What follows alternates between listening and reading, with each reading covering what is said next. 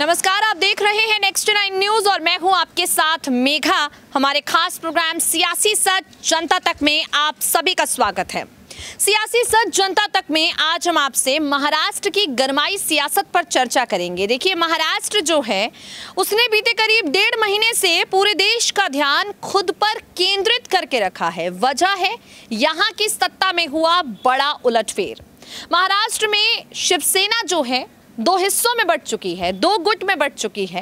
एकनाथ शिंदे करीब 45 विधायकों के साथ भारतीय जनता पार्टी में जुड़ गए हैं, शामिल नहीं हुए हैं, बीजेपी के साथ जुड़े हैं। इस बात पर गौर कर देने वाला जरूरत है, क्योंकि शिंदे लगातार ये दावा कर रहे हैं कि हम असली शिवसेना है और महाराष्ट्र में ये जो गठबंधन हुआ है ये शिवसेना और भाजपा का हुआ है। अब अगर एकनाथ शिंदे शिवसेना होने का दावा कर रहे हैं तो उद्धव ठाकरे के गुट का क्या है?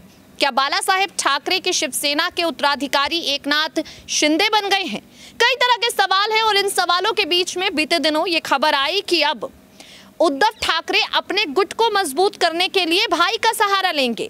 जिस भाई को सालों पहले शिवसेना से बाहर का रास्ता दिखा दिया था, अब उद्धव ठाकरे उसी भाई का हाथ थामकर शिवसेना को मजबूत करेंगे और कमान अपने हाथ में रखेंगे, क्योंकि मामला चुनाव आयोग तक भी पहुंच चुका है और सुप्रीम कोर्ट में भी है, जिस पर 1 अगस्त को सुनवाई होनी है।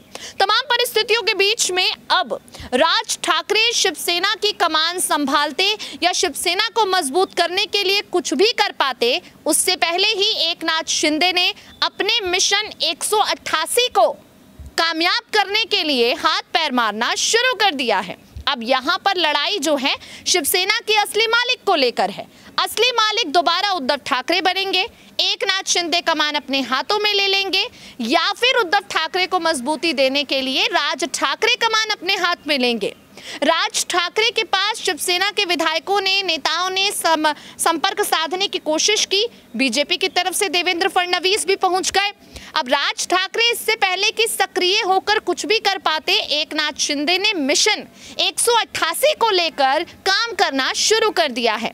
एकनाथ शिंदे का ये मिशन 188 क्या कहता है, इसके पीछे की पूरी रणनीति क्या है, शिवसेना के चुनाव चिन्ह बाण धनुष को लेकर क्या लड़ाई है जिस पर चुनाव आयोग ने फैसला सुना दिया है, अपनी खास रिपोर्ट के जरिए आपको पूरी जानकारी देते हैं। सुनिए जरा।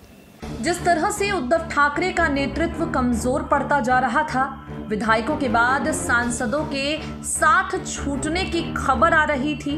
साफ साफ ऐसा माना जा रहा था कि अब शिवसेना को मजबूत करना है, एकजुट करना है, राज ठाकरे को मनसे और शिवसेना को मिलाना होगा।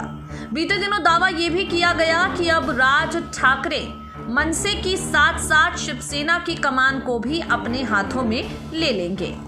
ऐसी परिस्थितियों के बीच में अब साफ साफ ये खबर सामने आ गई है, साफ साफ रणनीति तैयार हो चुकी है कि शिवसेना की कमान किसके हाथ में जाएगी, और नाम सामने आ गया है एकनाथ शिंदे का।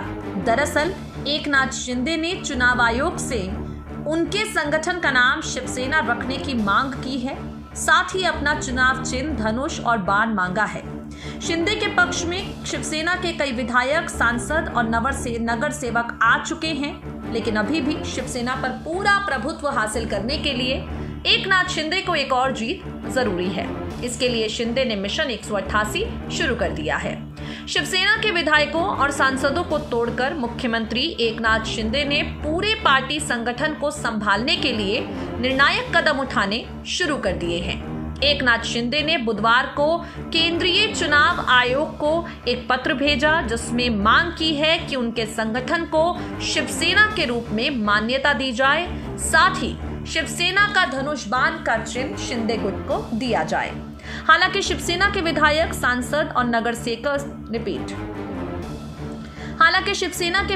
सांसद और नगर सेवक काफी हद तक इस मसले पर बढ़ चुके हैं, लेकिन एकनाथ शिंदे के लिए शिवसेना की कमान को संभालना जरूरी भी है और मुश्किल भी।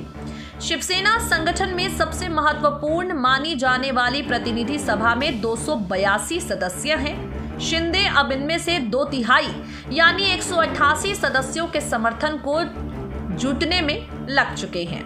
अगर वो 188 सदस्यों को अपनी तरफ करने में कामयाब हो जाते हैं तो शिवसेना का प्रभुत्व ही उद्धव ठाकरे से शिंदे की तरफ जा सकता है और शिवसेना के मालिक एकनाथ शिंदे बन जाएंगे। एकनाथ शिंदे के मिशन 188 को लेकर शिंदे गुट ने कमर कस ली है और इस मिशन को भांपकर उद्धव ठाकरे अलर्ट हो गए हैं। उद्धव ठाकरे और आदित्य ठाकरे इस समय संगठन को मजबूत करने पर जोर दे रहे हैं और इसके साथ ही 282 सदस्यों में से ज्यादा सदस्य उद्धव गुट में रहें, इसकी कोशिशें करने में जुट गए हैं। इसी को लेकर पूरी तरह से आदित्य ठाकरे जनता के बीच जा रहे हैं। बीते दिनों शिंदे के गृहनगर थाने पहुंचकर भी आदित्य ठाकरे ने जनसभाएं की। आदित्य ठाकरे बार बार ये बयान दे रहे हैं कि ये सरकार अस्थिर है, किसी भी वक्त गिर जाएगी और इन सबके बीच में शिवसेना संविधान में शिवसेना प्रमुख से शाखा प्रमुख तक कुल 13 पद हैं। मुंबई में विधायकों, सांसदों, जिला प्रमुखों, जिला संपर्क प्रमुखों और विभागाध्यक्षों की प्रतिनिधि सभा होती है। प्रतिनिधि सभा में कुल 282 सदस्य हैं। अगर शिवसेना प्रतिनिधि सभा के 282 सदस्यों में से 2/3 एकनाथ शिंदे का समूह करते हैं तो एकनाथ शिंदे शिवसेना के नए मालिक बन जाएंगे। एकनाथ शिंदे के हाथों में शिवसेना की कमान चली जाएगी। इसी को भांपते हुए यहाँ पर शिवसेना ने राज ठाकरे की तरफ कदम बढ़ाने की पहल की है। राज ठाकरे को एक बार फिर से अपने साथ जुड़ने का न्योता दिया है। संजय राउत ने कमर कस ली है और संजय राउत एक बार फिर से असली और नकली शिवसेना का पाठ पढ़ाना शुरू हो चुके हैं। आपको बता दें, संजय राउत ने एक बार फिर से एकनाथ शिंदे के मिशन 188 को नाकामयाब करने के लिए बड़ा बयान दिया है और कहा है बाला साहेब ने 56 साल पहले हिंदुत्व को ध्यान में रखकर शिवसेना की स्थापना की थी। अब चुनाव आयोग इस पर सवाल उठा रहा है। ये महाराष्ट्र के लोगों के लिए बेहद शॉकिंग है। राउत की प्रतिक्रिया चुनाव आयोग के आदेश के बाद आई है, जिसमें चुनाव आयोग ने शिंदे और उद्धव ठाकरे गुट से शिवसेना में नेताओं की मेजॉरिटी साबित करने संबंधी कागजात मांगे हैं। यानी चुनाव आयोग इस मामले पर अपना रुख साफ कर चुका है। चुनाव आयोग ने मेजॉरिटी साबित करने के लिए कहा है शिंदे गुट को भी और शिवसेना गुट को भी।